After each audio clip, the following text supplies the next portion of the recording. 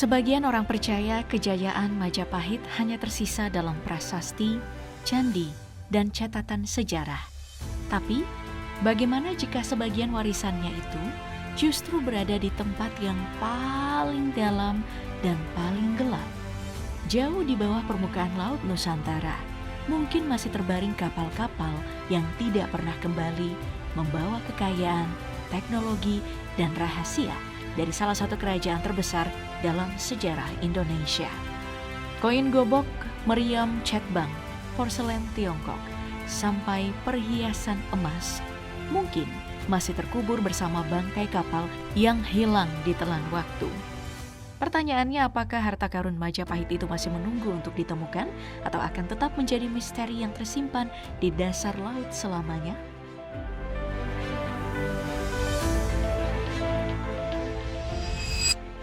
Ini penting untuk kita tahu. Di abad ke-14, Majapahit menjadi salah satu pusat perdagangan terbesar di Asia Tenggara. Dari Jawa Timur, pengaruhnya menjangkau banyak wilayah Nusantara lewat jaringan pelabuhan dan jalur dagang yang luas. Kekuatan kerajaan ini didukung militer tangguh dan armada maritim yang bisa mengamankan perdagangan antar pulau. Dan salah satu andalannya itu adalah Jung Jawa, kapal kayu raksasa yang bisa membawa muatan besar untuk pelayaran jarak jauh. Tapi, jalur perdagangan Majapahit juga sangat berbahaya. Laut Jawa, Selat Malaka, dan Selat Makassar dikenal punya badai, arus kuat, serta karang tersembunyi yang diduga menyebabkan banyak kapal tenggelam bersama muatan berharganya.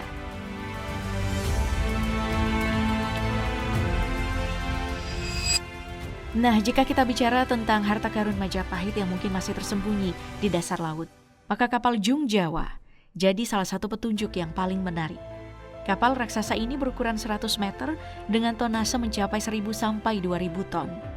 Jadi, tulang punggung perdagangan Majapahit mengangkut berbagai komoditas bernilai tinggi. Rempah-rempah, emas perak, sutra, sampai keramik dari banyak wilayah Asia. Tapi, pelayaran pada masa itu penuh dengan resiko.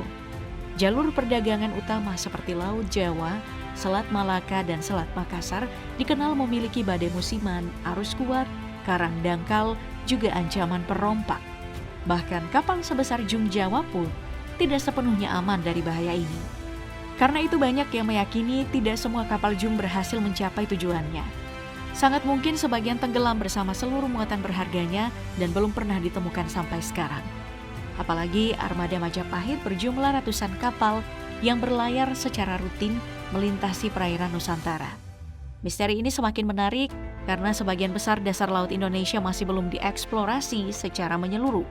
Di kedalaman yang gelap dan sulit dijangkau, mungkin saja masih tersimpan bangkai kapal, tumpukan keramik kuno, logam mulia, atau artefak perdagangan yang telah menunggu selama berabad-abad. Sampai sekarang belum ada penemuan yang secara pasti diidentifikasi sebagai kapal Jung Jawa Majapahit. Tapi justru itulah yang memunculkan pertanyaan besar. Apakah salah satu kapal terbesar dalam sejarah Nusantara masih beristirahat di dasar laut bersama harta karun yang belum pernah ditemukan?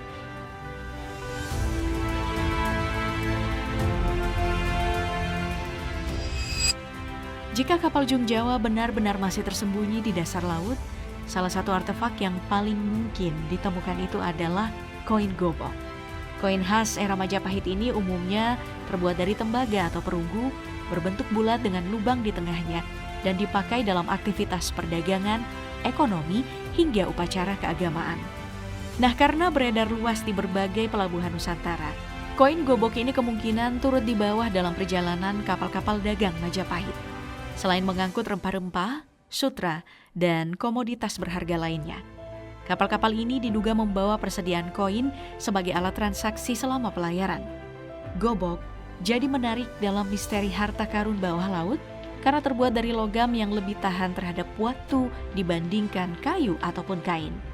Bahkan, setelah ratusan tahun terendam, tumpukan koin masih mungkin ditemukan dalam kondisi yang bisa dikenali. Bagi arkeolog, penemuan gobok bukanlah cuma soal harta. Koin-koin ini bisa membantu mengungkap usia bangkai kapal, jalur perdagangan, dan aktivitas ekonomi Majapahit. Nah, karena itu petunjuk pertama menuju kapal Jung Jawa yang hilang mungkin bukan emas atau permata, tapi sekeping koin gobok di dasar laut Nusantara.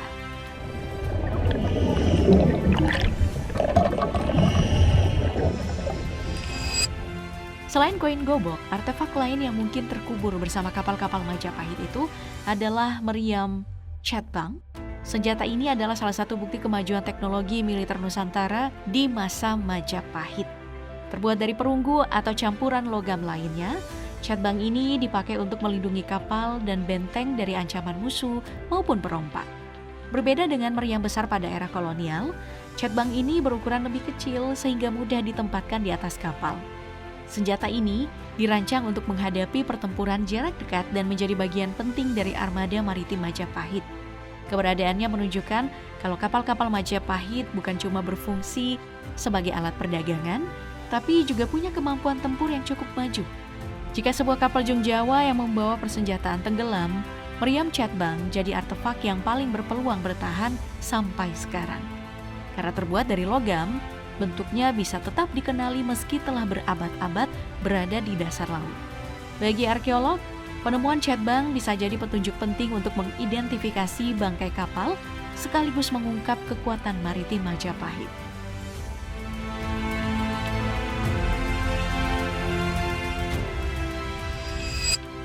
Selain koin gobok dan meriam Chatbang tadi, artefak yang sangat mungkin ditemukan di kapal Jung Jawa adalah keramik dan porselen Tiongkok. Pada masa Majapahit, benda-benda ini termasuk barang bernilai tinggi yang diperdagangkan secara luas di Nusantara. Berbagai temuan arkeolog di Trowulan menunjukkan adanya mangkuk, piring, guci, dan vas impor dari Tiongkok yang menjadi simbol kemakmuran sekaligus hubungan dagang internasional Majapahit. Bukti bahwa kapal-kapal kuno membawa muatan keramik dalam jumlah yang besar juga pernah ditemukan pada beberapa bangkai kapal di perairan Indonesia. Hal ini menunjukkan bahwa jalur perdagangan maritim Asia sangatlah aktif jauh sebelum kedatangan bangsa Eropa. Nah, yang membuat keramik ini menarik adalah daya tahannya. Berbeda dengan kayu kapal yang bisa lapuk, keramik dan porselen bisa bertahan selama ratusan bahkan ribuan tahun di dasar laut. Karena itu, jika kapal Jung Jawa ini benar-benar tenggelam bersama muatannya, pecahan atau tumpukan keramik Tiongkok kemungkinan jadi salah satu artefak pertama yang bisa mengungkap lokasi dari kapal dan misteri harta karun Majapahit yang hilang.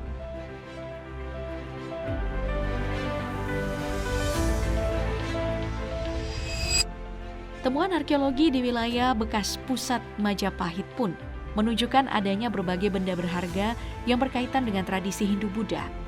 Benda-benda semacam ini bukan cuma punya nilai ekonomi yang tinggi, tapi juga berfungsi sebagai simbol status nasional, hadiah diplomatik, atau perlengkapan upacara keagamaan. Tidak menutup kemungkinan sebagian di antaranya itu pernah dibawa melalui jalur laut sebagai persembahan, hadiah bagi pejabat kerajaan atau barang dagangan untuk kalangan elit. Jika sebuah kapal Jung Jawa yang membawa muatan berharga tenggelam, artefak emas juga jadi benda yang berpeluang besar bertahan hingga sekarang. Berbeda dengan bahan organik yang mudah hancur, emas hampir tidak mengalami korosi meski terendam selama ratusan tahun. Nah, karena itu, para pemburu harta karun sering membayangkan kalau di antara bangkai kapal Majapahit yang belum ditemukan, mungkin masih tersimpan perhiasan emas, batu mulia, atau benda-benda ritual kerajaan yang sudah beristirahat di dasar laut Nusantara selama berabad-abad. Nah, sekecil apapun temuannya, artefak semacam ini bisa jadi petunjuk berharga untuk mengungkap jejak kekayaan dan kemegahan Majapahit di masa lalu.